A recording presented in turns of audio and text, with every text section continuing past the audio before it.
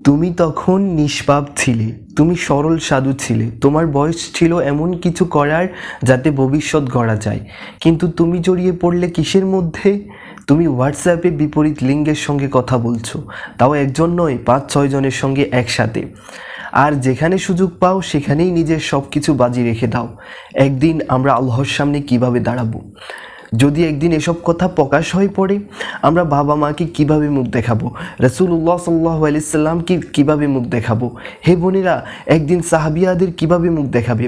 যাদের তোমরা নিজেরা আদর্শ মনে করো, হযরত ফাতিমা, হযরত খাদিজা, হযরত আয়েশা রাদি, তারা ছিলেন পবিত্র চরিত্রের অধিকারিণী, লজ্জাশীল, নিজেদের ইজ্জত হেফাজতকারী, সর্বদা সচেষ্ট, যাদের আল্লাহ ভালোবাসতেন এবং যারা আল্লাহ তার রাসূলকেও ভালোবাসতেন। আমি জানি আপনি আল্লাহ তার রসুলকে ভালোবাসেন, সাহাবিয়াদের ভালোবাসেন। তাহলে কেন এমন হয়, একজন অপরিচিত ছেলের আবেগী কথায়, ভালোবাসার মিথ্যা কথা আর শায়রির ফাঁদে পড়ে তার মিথ্যা প্রশংসায় ডুবে গিয়ে আপনি নিজের লজ্জাশীলতা হারিয়ে ফেলেন, বাবা মায়ের কথা ভুলে যান, আল্লাহ তার রসুলকেও ভুলে যান। এবার আমি ভাইদের দিকে বলতে চাই, আপনাদের কি হয়ে গেছে? আপনাদের কি মা নেই, বোন নেই? আপনারা কি জানেন না আজ আপনারা যা করছেন আগামীকালও আপনাদেরও সন্তান তাই করবে? আপনারা কি চান না আপনার বংশধররা হোক পবিত্র? আপনারা কি চান না পরিবারের কেউ যেন এসব গুনাহের শিকার না হয়? আপনারা কি চান না আপনাদের পরিবার জিনামুক্ত হোক, নামাজি হোক, ফরেজগার হোক? আপনার আত্মনিয়ন্ত্রণ কি এতটাই নেমে গেছে যে আপনি এসবের জন্য কোনো কিছুই করতে প্রস্তুত? অন্যের জীবন ধ্বংস করতে আপনি পিছুপা নন। শুধু নিজের জৈবিক চাহিদা মেটাতে গিয়ে আপনি অন্যকে শেষ করে দিচ্ছেন।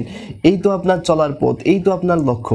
আপনার বয়স ছিল ক্যারিয়ারে উন্নতির সময়, এ বয়স ছিল বাবা মায়ের ভরসা হয়ে ওঠার সময়, এ বয়স ছিল খেলাধুলা করার সময়, শরীর ও মানসিকতা গঠনের সময়, এ বয়স ছিল ইসলামের বাণী ছড়িয়ে দেওয়ার সময়, এই বয়স ছিল জাতির নারীদের ইজ্জত রক্ষা করার সময়। কিন্তু আপনি কি করছেন? কোন পথে যাচ্ছেন? একবার চিন্তা করুন, নিজেকে একটি জাগরণের ডাক দিন, নিজেকে জোরে জাগিয়ে তুলুন।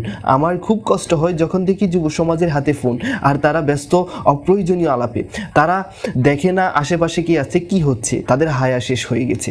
কষ্ট হয় যখন দেখি তারা এমন মিম শেয়ার করে যাতে থাকে অশ্লীলতা আর যৌন ইঙ্গিত। কষ্ট হয় যখন দেখি তারা প্রণ তারকাদের নাম মুখে আনে, নিয়ে আলোচনা করে, একে অপরকে এসব পাঠায়। আপনারা যাচ্ছেন কোন পথে? আপনাদের কি হয়ে গেছে? না কোনো লজ্জা, না হায়া, না নিজের মান ইজ্জতের ভয়। আমি এমন অনেককে চিনি ছাত্র জীবন থেকেই, যাদের পরিচয় হয়ে গেছে এই নামে। কিছু চাইলে ওদের কাছেই যাও, ওরাই যোগায়। কিয়ামতের দিন আল্লাহর সামনে আপনাদের দাঁড় করানো হবে, আর বলা হবে, এসো হে সাপ্লায়ার, বলো কি কি সাপ্লাই দিতে, কাদেরকে দিতে, কি ছড়াতে সমাজে। আপনি কি চান কিয়ামতে আপনাকে এই নামে ডাকা হোক, হে সাপ্লায়ার? এই পরিচয়, এই অপবাদ নিয়ে দাঁড়াতে পারবেন আল্লাহর সামনে?